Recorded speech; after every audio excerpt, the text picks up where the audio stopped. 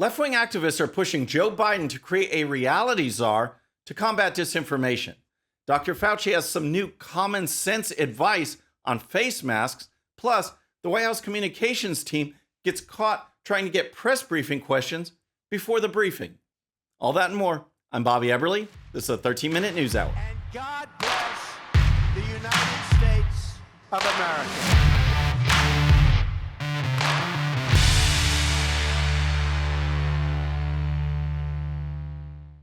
All right, friends, welcome to the show. Happy Wednesday. I hope you're having a great week. If you're new to the show, thank you so much for tuning in. We're going to start with our lead story because I think we all saw this coming, folks.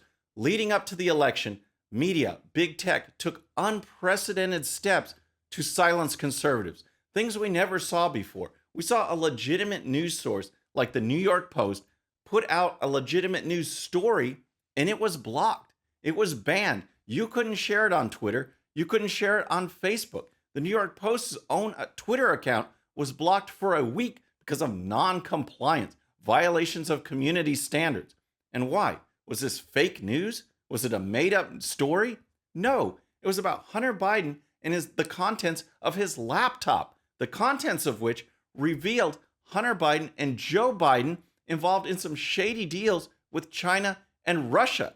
But it was suppressed because that would be damaging to Joe Biden prior to the election. They flat out influenced the election, interfered with the election to help Joe Biden. And then after the election, we saw what happened when you talked about election fraud or election law violations. Your tweets were slapped with a warning label as if talking about it were somehow dangerous. You were blocked, you were banned, you were throttled, you'd lose subscribers or followers. Now, the left wants to ramp it up even more. Now that Joe Biden's there, they want to push down all conservative voices, and they want him to appoint a reality czar to combat disinformation. And here's the story. Experts have recommended that President Joe Biden appoint a reality czar to tackle disinformation, the New York Times reported Tuesday. Technology columnist Kevin Roos's piece examines how to combat disinformation in media, citing QAnon group chats, OAN reporting, and YouTube videos alleging that the inauguration was a pre-recorded hoax that had been filmed on a Hollywood soundstage. Several experts I spoke with recommended that the Biden administration put together a cross-agency task force to tackle disinformation and domestic extremism, which would be led by something like a reality czar, Roos wrote. It sounds a little dystopian, I'll grant, but let's hear them out. It sounds a little dystopian, but let's hear them out. That's what he writes. Well, it sounds dystopian because it is. When you talk about disinformation, that's just code for the left to block conservative voices, to put down anything that they don't like, anything that runs counter to the left-wing narrative. Free speech, that's out the window. They want to silence conservative voices. The only thing that people should hear or see or talk about is what's approved by the left. And here's more. Government responses to domestic extremism and disinformation are spread across numerous agencies and create a lot of unnecessary overlap, experts reportedly told the Times. This overlap results in misinformation about prominent issues such as COVID-19 and election fraud, Stanford disinformation researcher Renee DiResta said. DiResta suggested that a centralized task force could coordinate a single strategic response, Roos reported. DiResta suggested that such a task force could meet with tech platforms and help these platforms tackle issues with extremism and misinformation. This is unreal, a suggested alliance between the Biden administration and big tech to tackle disinformation. Folks, this sounds straight out of George Orwell's 1984 with the Ministry of Truth. You run counter to this task force and this coalition between Biden and big tech, and you're blocked. You're banned. This is the end of free speech, folks, step by step by step. We're talking about a task force to examine what people say, and they advise and rule that it's misinformation or disinformation. You can't say it. You can't share it. That's what we're coming to. That's what we're looking at. And it all happened because President Trump and other people started to speak out against big tech, speak out for what's right, and you see the fight. It's just beginning, folks, and we have to keep at it. So next, let's talk about, on this line of misinformation, let's talk about Dr. Fauci. But first, if you're new to the show or haven't subscribed yet, please subscribe. And when you do, please hit that bell so you'll be notified. We're making our push for 150,000 subscribers, and we can do it with your help. All right, let's talk about Dr. Fauci, because he's talking about masks again. And this has gone all over the whole spectrum of what to do with masks. Remember when things first got going, the Surgeon General came out in the news saying, don't wear face masks. You don't need to wear face masks. Dr. Fauci, he came out, he said the same thing. People wearing masks now is just not relevant. You don't need to be walking around with a mask right now. Masks, quite frankly, are more important for people who are infected to prevent them from infecting someone else. And hopefully they would get a better mask than the drugstore sells? Right. The drugstore masks that sell have a lot of loopholes in them that let the virus through. The drugstore masks let a lot of the virus through. And yet, that's what a lot of people are wearing even today. You can go into CVS or Walgreens, buy a whole pack of masks, and people wear them. And yet back then he said, that's not safe. The virus will just blow out of it. But that was then. Now, face masks, face masks, face masks. You got to wear them. It doesn't matter that he was caught in public not wearing his. It doesn't matter that other prominent Democrats, when the cameras aren't watching them, they're not wearing theirs either. Or it doesn't matter, like with this guy who put on his face mask for that all-important walk to the podium. All right, so there he goes. He's getting ready. He's getting up there. Oh, got to get my face mask on because you got to protect against coronavirus. And there he goes up to the podium, getting all set, and boom, there he goes, ready to make his statement just in time for the cameras. Folks, this is what we're facing. And now it's ramped up even another level. Dr. Fauci says, why wear one mask when two will do even better? And here's Fauci.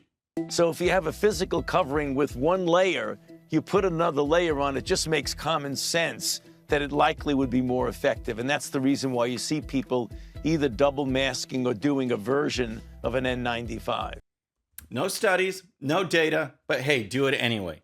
Dr. Fauci says that the CDC may issue some guidance, may do a study, but for now, they haven't done that yet. And here's more.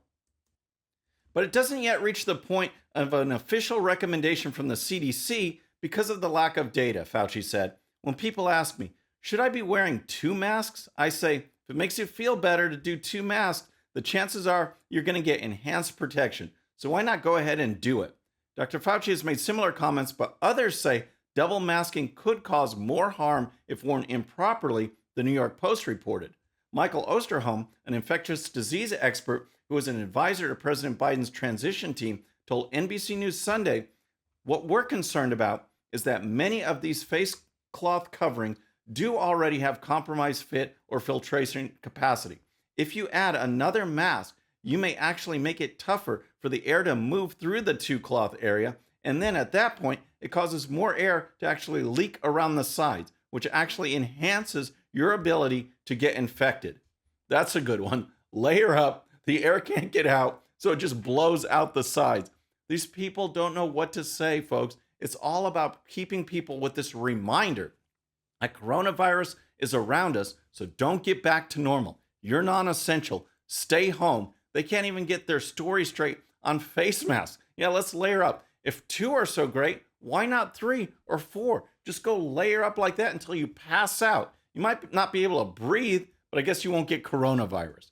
All right, so next, let's talk about what's going on at the White House, because the relationship with the White House communications team and the press is a whole lot different than in the Trump administration. Remember Kayleigh McEnany going out for these briefings, just getting attacked. But then Joe Biden, he starts there from his office of the president-elect, that bogus office, and we saw how things were going to be, where he'd give a statement and then take 3 to 5 questions that were already predetermined. He already knew he was going to call on. He knew what they were going to say. He had his answers ready. Well, now that it's the real administration, it looks like things aren't changing, because now the White House press team, led by Press Secretary Jen Psaki, has been caught going to reporters and getting them to supply the questions before the briefings. And here's the story.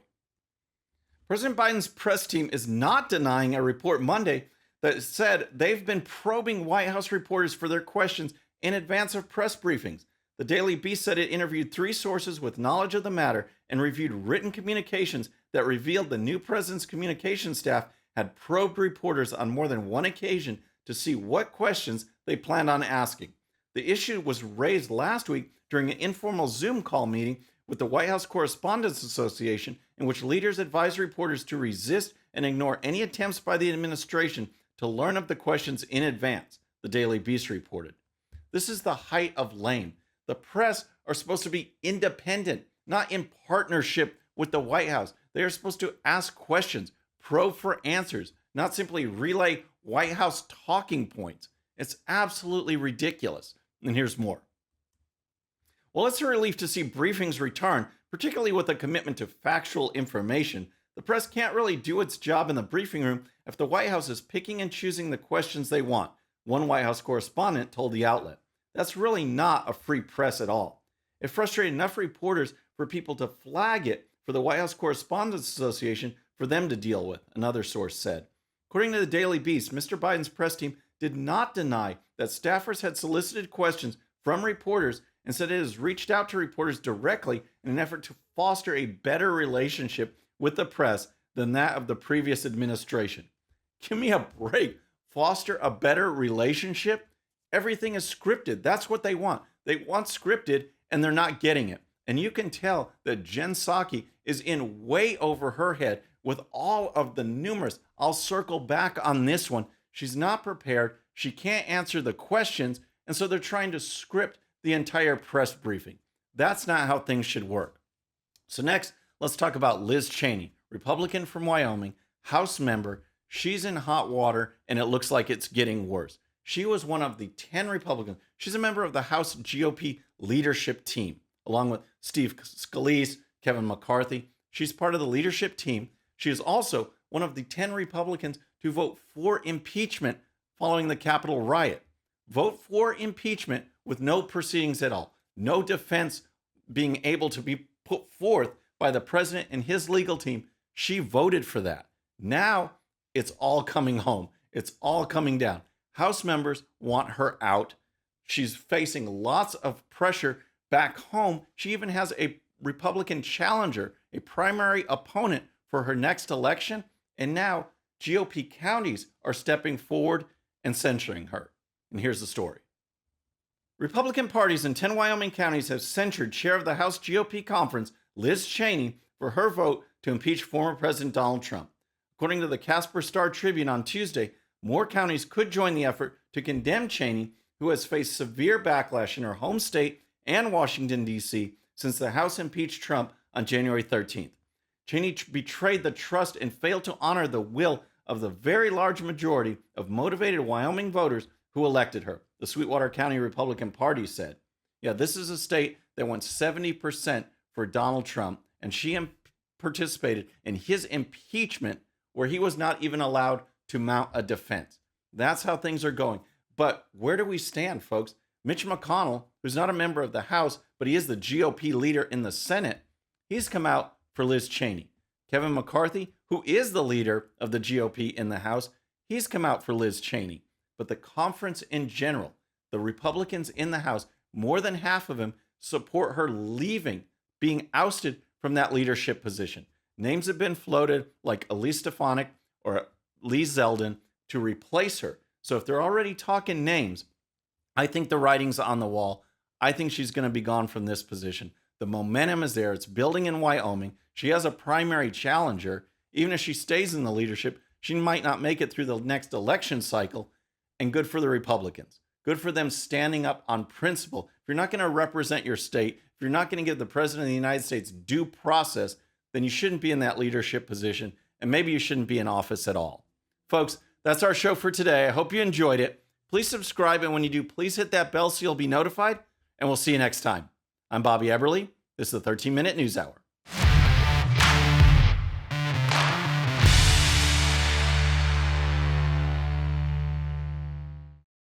Okay, friends, thanks so much for watching. And before you go, please hit that subscribe button, hit that bell so you'll be notified. And here's a special video just for you so you can watch even more of the 13-Minute News Hour. And don't forget to check out GOPUSA.com for the best in conservative news and commentary. We'll see you next time.